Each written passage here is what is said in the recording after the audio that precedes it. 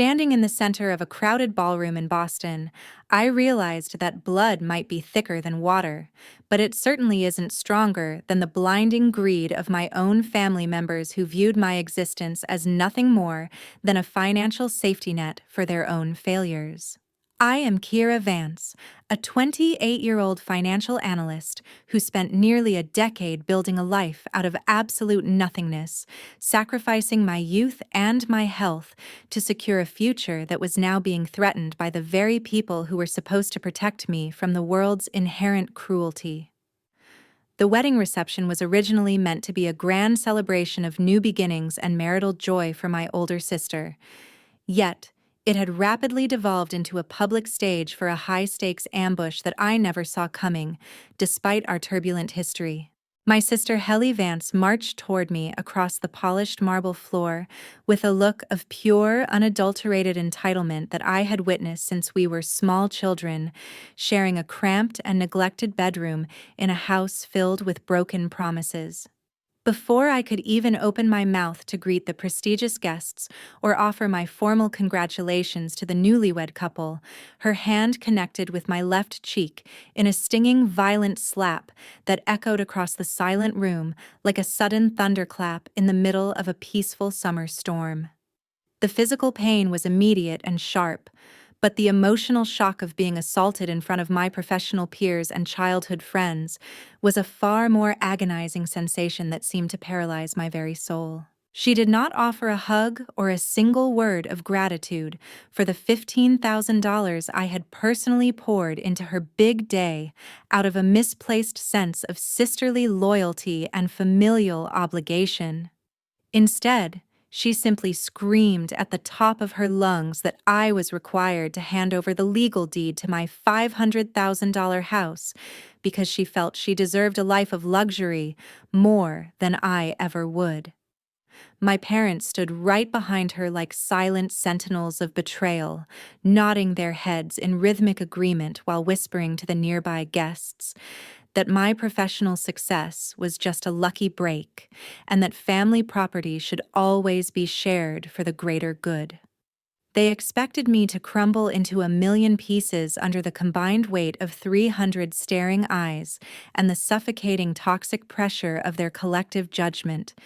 Yet I just stood there feeling a strange and powerful sense of clarity wash over me. I reached into my designer clutch for my phone to finalize a legal decision that I should have had the courage to make many years ago when the signs of their greed first began to surface. Before we get into the agonizing heart of my story and the dark secrets of the Vance family, let me know what time it is and which city you are watching from, so I can see how far my story has traveled across the globe to reach you. If you believe with your whole heart that no one is entitled to your hard-earned success and personal property just because they happen to share your last name, please hit the like button and subscribe to join our growing community of survivors who are reclaiming their power. Your support helps me share these painful but necessary lessons with the world, so please leave a detailed comment below and let us dive into the excruciating details of how this systematic betrayal truly began in the wealthy suburbs of Massachusetts. I could feel the heat of the slap radiating through my jaw and into my very bones as I looked at Heli, her white wedding dress shimmering under the chandeliers like a mockery of purity and innocence. Gregory, her new husband, stood a few feet away with a smug expression on his face that suggested he had already moved his belongings into my master bedroom in his mind. The guests began to whisper amongst themselves, their voices sounding like a swarm of angry hornets as they speculated about my supposed selfishness and the drama unfolding on the dance floor. I realized in that moment that my parents had been seeding this narrative for months, telling everyone that I was a hoarding millionaire who refused to let her struggling sister have a place to call home. The air in the ballroom felt thin and cold as I looked at Franklin, my father, whose face was a mask of stern disappointment, as if I were the one who had just committed a violent act in public. I knew that the next few hours would define the rest of my life, and for the first time I wasn't afraid of the fallout, because I knew that the bridge between us wasn't just burning, it was being vaporized by their bottomless avarice. I took a slow, deliberate breath, feeling the silk of my own dress against my skin, and realized that the only person who was going to save Keira Vance was the woman standing in those high heels right now. The foundations of this deep-seated and corrosive resentment were laid long before I ever earned my first professional paycheck, or even considered the possibility of buying property in the expensive and highly competitive suburbs of Massachusetts. Growing up in the Vance household meant living in a distorted and surreal world, where my older sister Heli Vance was treated as if her fleeting happiness was the only valid currency that mattered to our parents, while my basic emotional needs remained entirely invisible. My father, Franklin Vance, worked as a mid-level manager at a local manufacturing firm, and my mother, Louise Vance, stayed at home to manage the household, yet they somehow always managed to find the hidden resources to fund every expensive whim and shallow fancy Heli ever had.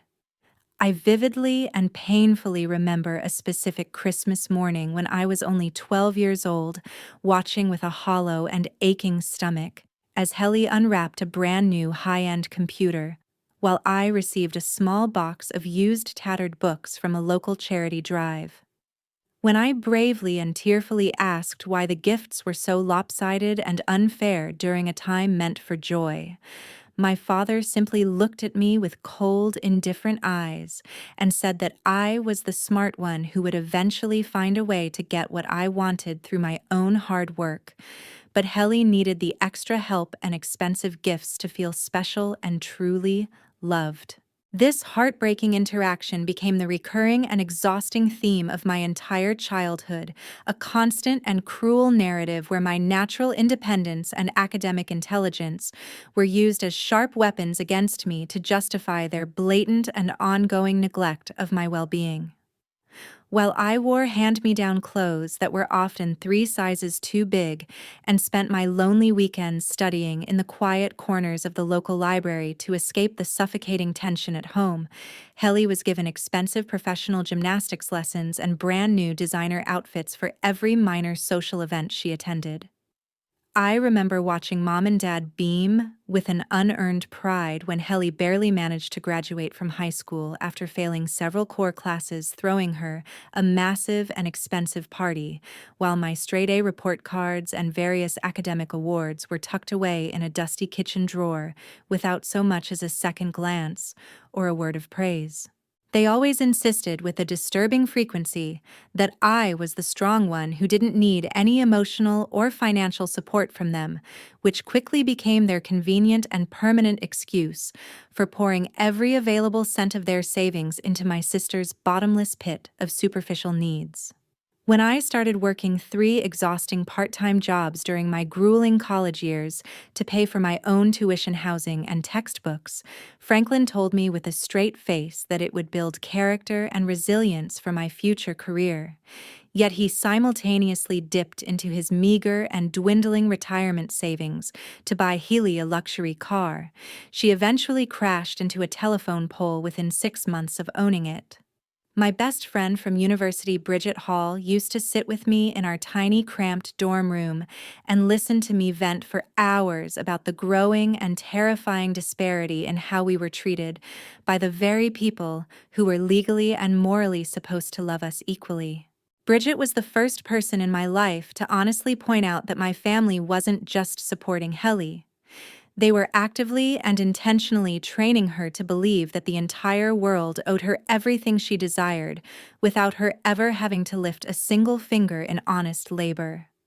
I spent those formative years feeling like a ghost or an outsider in my own childhood home, a mere observer to the constant and damaging indulgence that was slowly rotting my sister's sense of adult responsibility from the inside out, until there was nothing left but greed.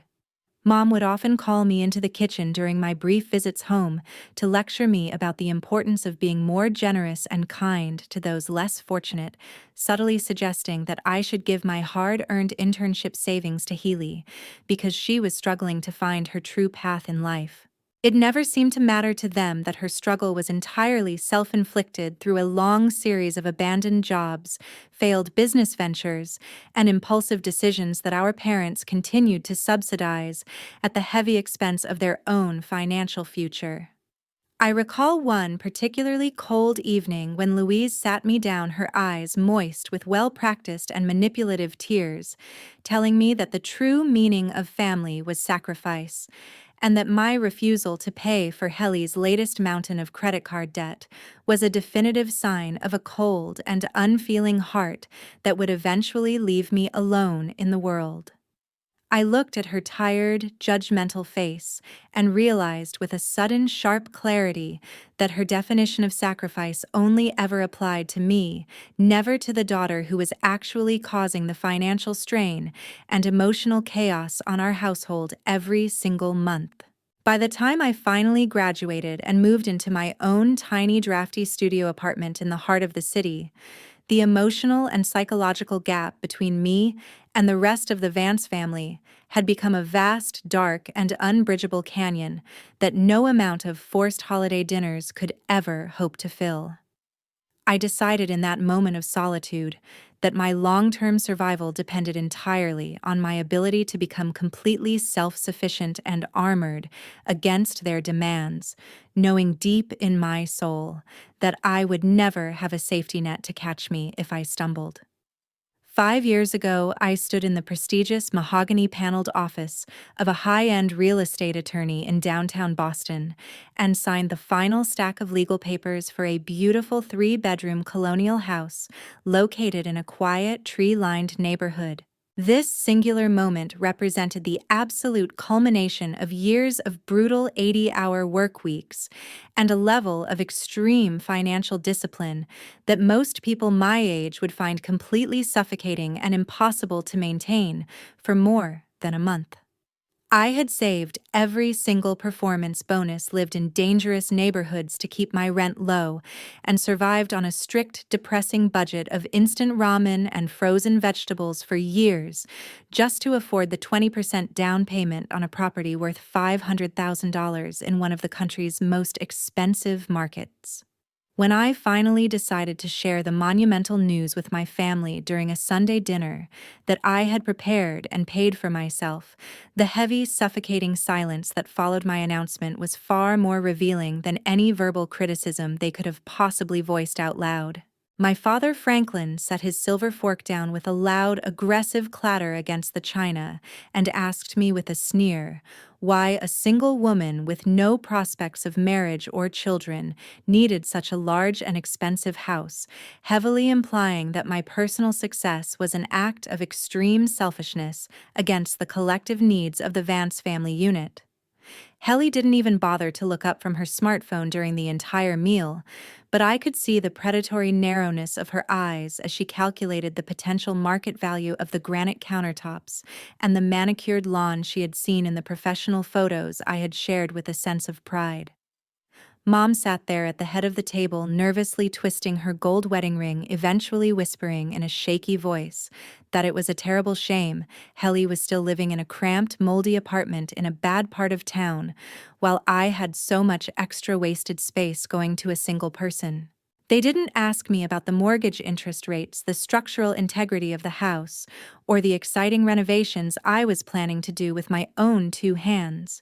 They only saw a new valuable asset that they firmly believed should be shared among the family collective without any regard for the person who had actually earned it.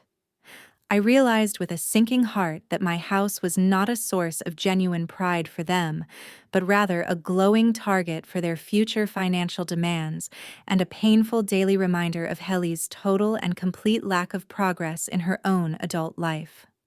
Over the next several months, I worked tirelessly every weekend to turn that house into a true sanctuary of peace.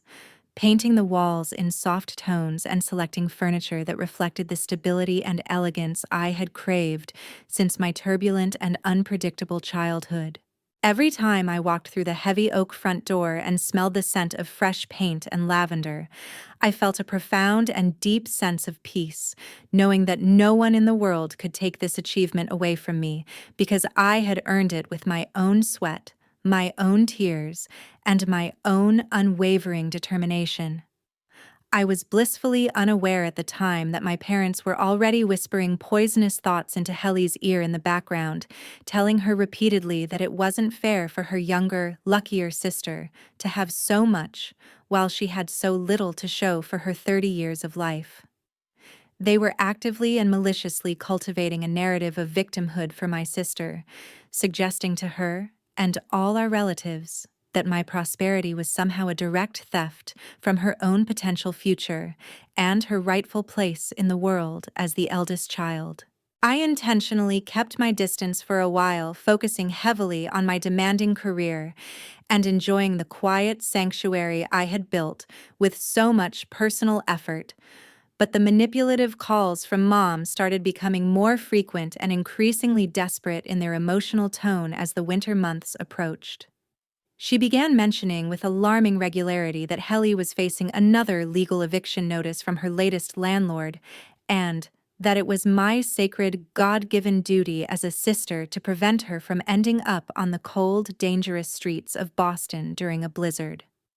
One Tuesday afternoon, Franklin called my office line with a voice full of unearned and booming authority, demanding to know exactly why I hadn't offered the guest suite of my mansion to my struggling sister, yet since I clearly didn't use all the rooms on a daily basis. He argued with a twisted logic that since I had 3 bedrooms and only one physical body, it was a mathematical, moral, and spiritual waste for Heli to be paying rent to a stranger when I had plenty of space for her to live for free.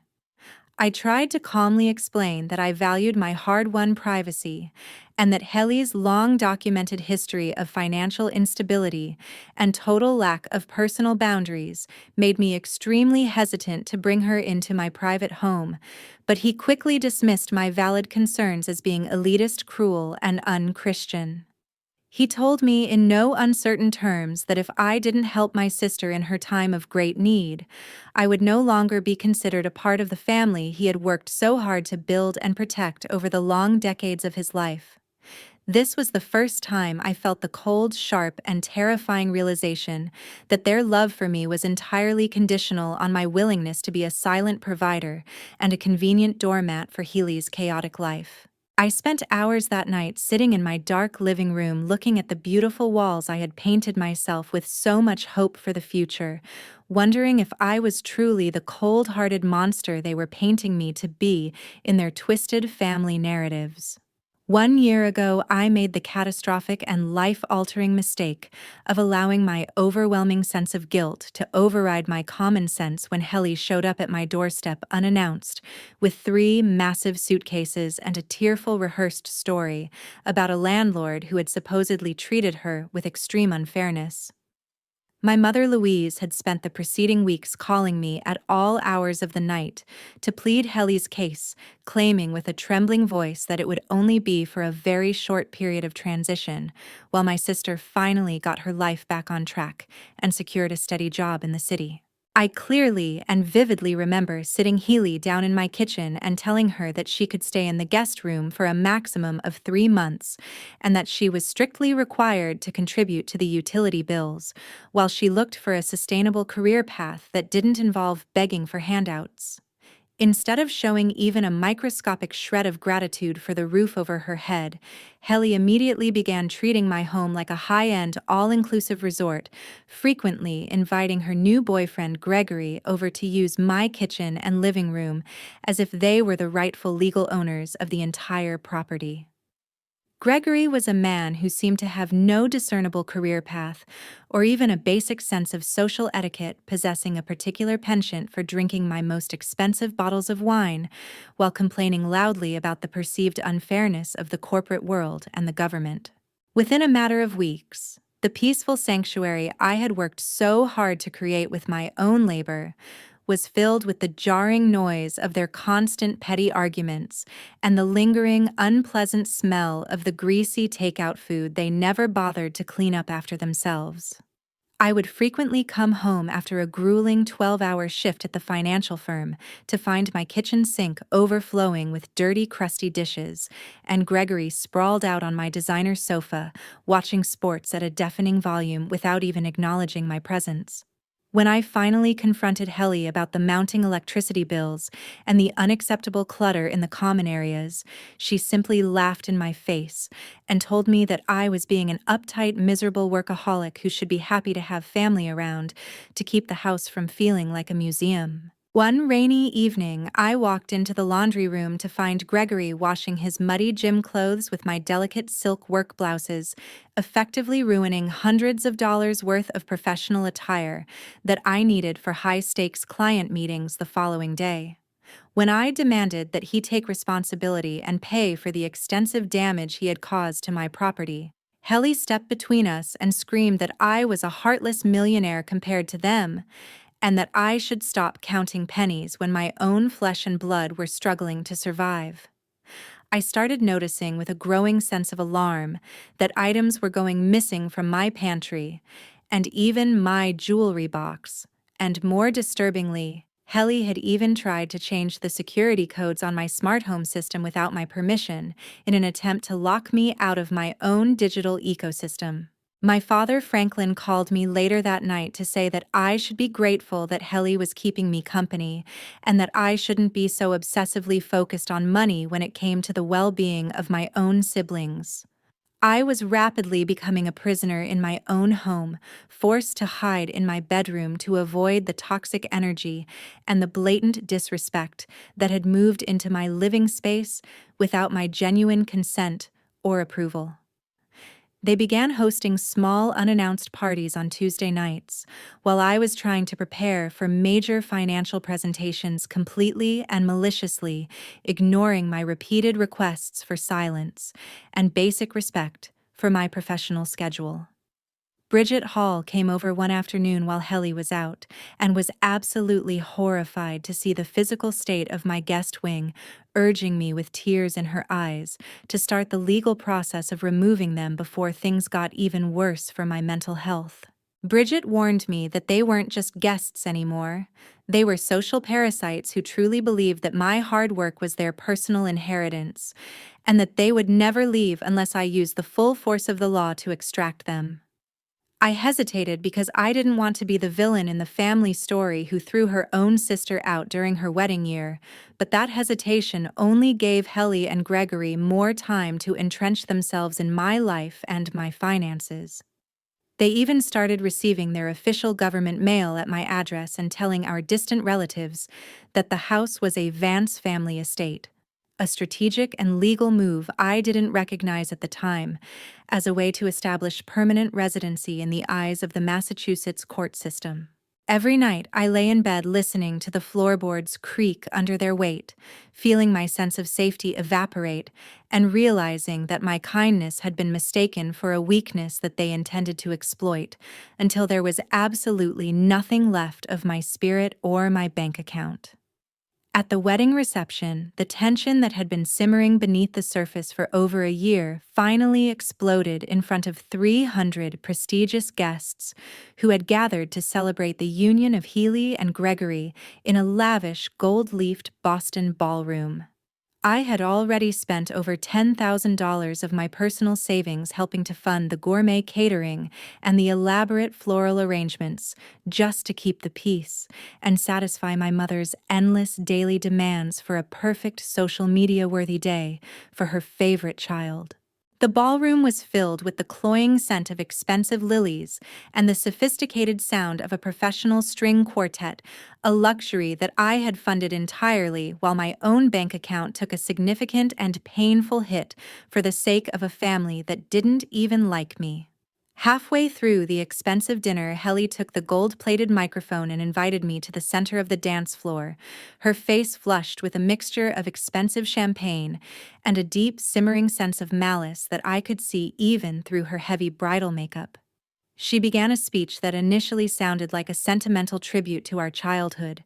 but it quickly and sharply turned into a public, aggressive, and televised demand for me to sign over the legal title of my house as a wedding gift to her and Gregory. My sister announced to the stunned crowd that I had so much wealth and success that it was an insult to the family for me to watch my only sister struggle every single day in a house that she believed should belong to the entire Vance lineage. When I stood my ground in the center of that circle and quietly but firmly told her that such a thing was never going to happen under any circumstances, the fragile facade of the blushing bride vanished instantly as she swung her hand with all her might and struck me across the face. The sound of the impact was like a sharp gunshot echoing in the suddenly silent room, and I could feel the radiating heat of the slap moving through my jaw and into my skull as the guests gasped in a collective and terrified state of shock. My mother Louise did not rush forward to comfort me or check for a bruise.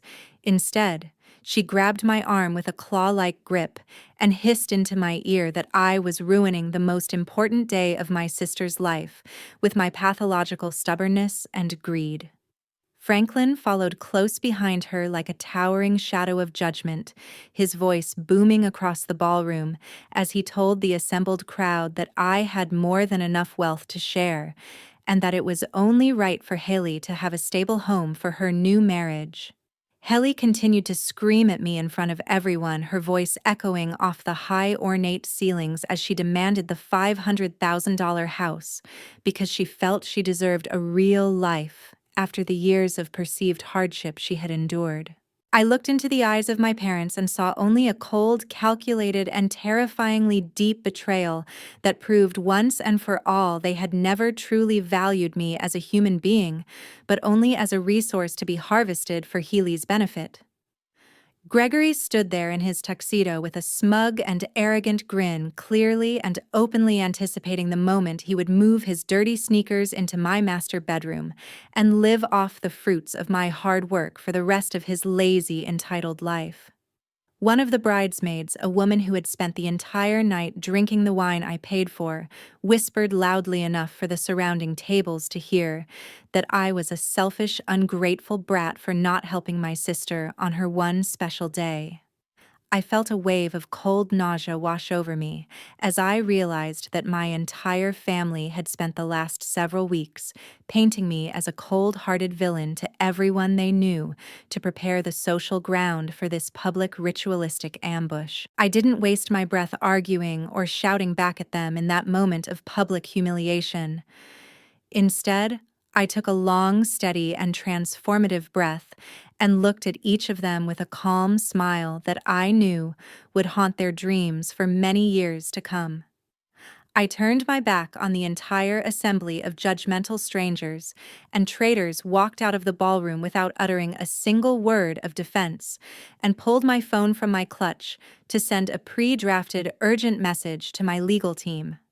I could hear Heli's hysterical, high-pitched screaming and my mother's frantic, manipulative calls behind me, but for the first time in my 28 years of life, their voices had absolutely no power over my heart, my mind, or my future. Immediately that night, I sat in the dimly lit corner of a 24-hour diner on the edge of the city and watched with a cold, analytical eye as Marcus Thorne, my lead attorney and longtime confidant, began the clinical process of dismantling my family's sense of unearned security.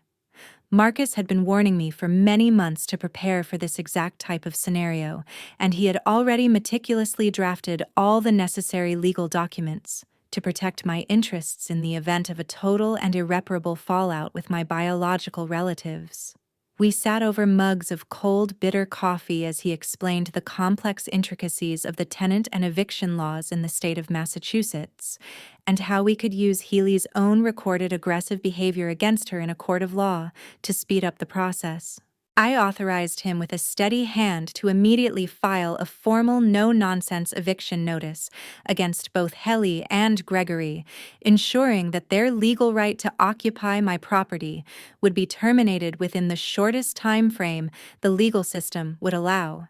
I also instructed him to immediately notify the high-end wedding venue and all the associated vendors that my primary credit cards were being canceled for all future charges, and that any outstanding balances would have to be settled personally by the bride and groom.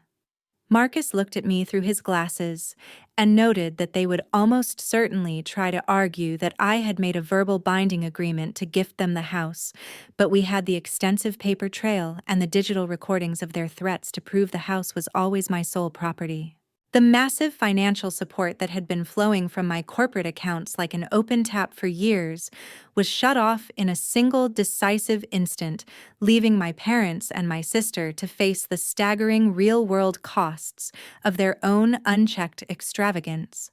Marcus worked with a professional efficiency that gave me a grim and cold sense of satisfaction,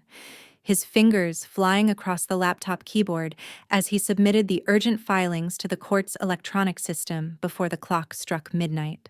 I knew with a certainty that by the time the sun rose over the historic skyline of Boston, the life of leisure and entitlement that Heli had planned for herself would be replaced by a looming, terrifying legal battle she had no hope of winning. I also reached out to a private high-security firm to arrange for a team of armed guards to meet me at my house at precisely 6 o'clock the following morning to change every single lock and install a network of high-definition cloud-based cameras in every corner of the yard. There would be no more sneak entries through the basement, no more unauthorized family guests in my living room, and certainly no more using my hard-earned home as a staging ground for their lies and their manipulation. My phone began to vibrate incessantly with increasingly frantic and then abusive calls from my mother Louise, but I simply placed the device face down on the Formica table and focused on the quiet hum of the diner's refrigerator.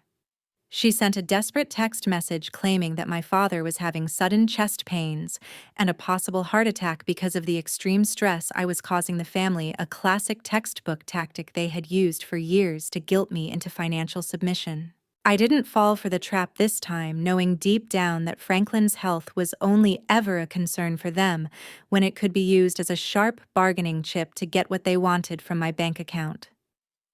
I spent the rest of the night in a luxury hotel room under an assumed name, staring out at the flickering city lights, and realizing with a heavy heart that the person I had been before, that slap was gone forever, and would never return.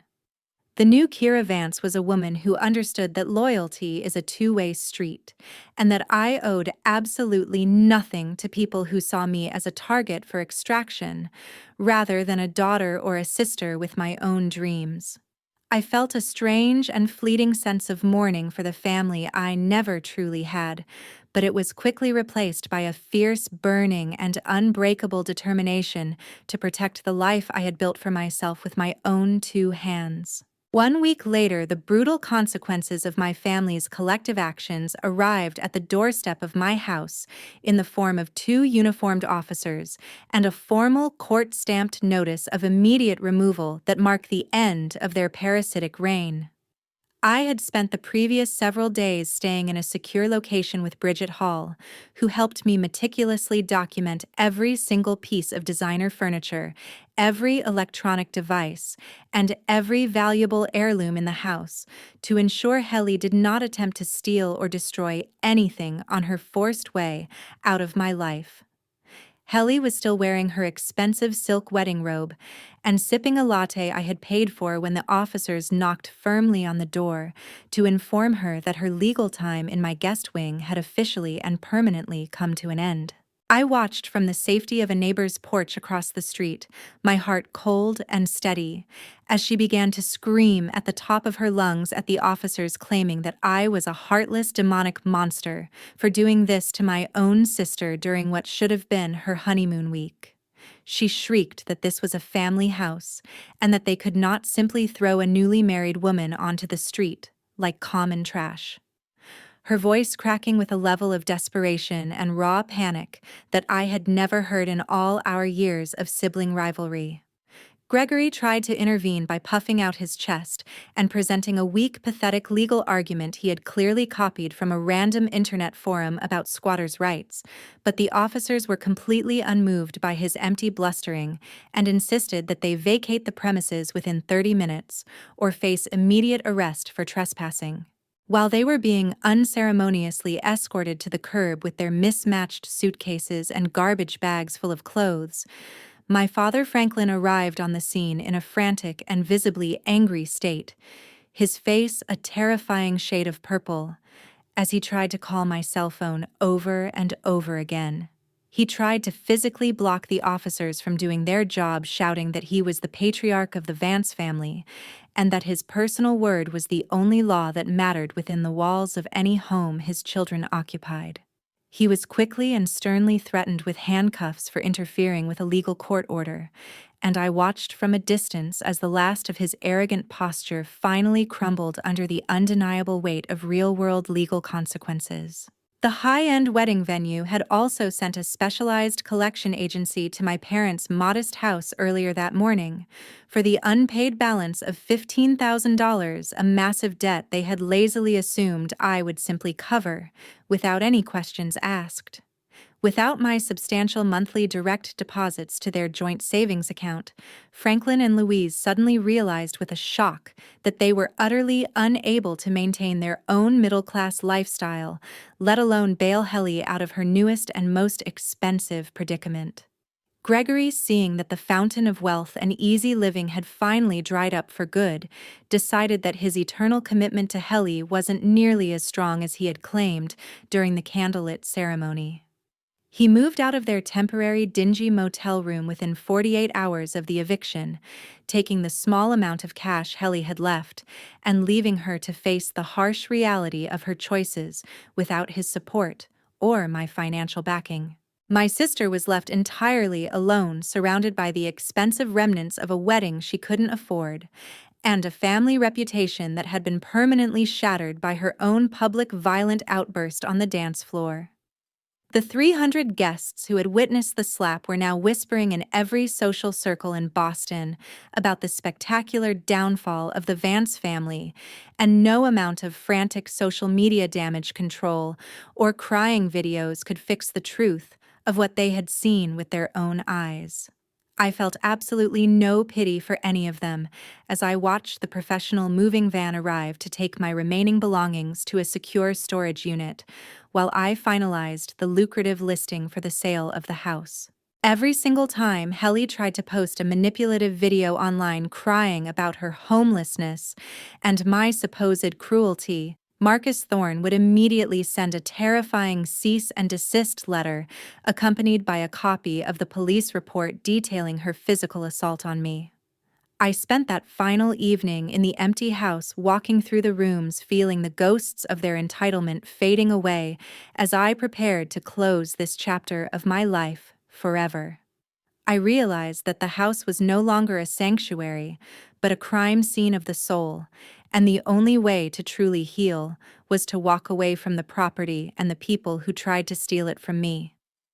I looked at the spot on the floor where Gregory had spilled wine and where Heli had left her muddy shoes, and I felt a sense of relief that I would never have to clean up after their messes again. The legal battle had been expensive and exhausting, but the cost was a small price to pay for the return of my dignity and the total removal of their toxic influence from my daily existence. As I locked the front door for the very last time and handed the keys to the real estate agent, I felt a weight lift off my shoulders that I hadn't even realized I was carrying since I was a 12-year-old girl watching my sister get everything she wanted while I got nothing.